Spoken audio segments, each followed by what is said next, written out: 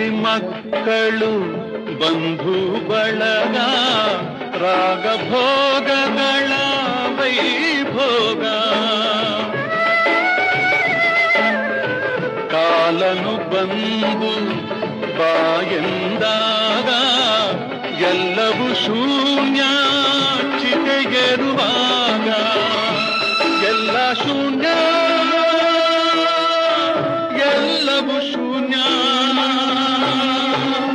ಉಳಿಯುವುದೊಂದೇ ದಾನ ಧರ್ಮ ತಂದ ಪುಣ್ಯ ನಾನೇ ಎಂಬ ಭಾವ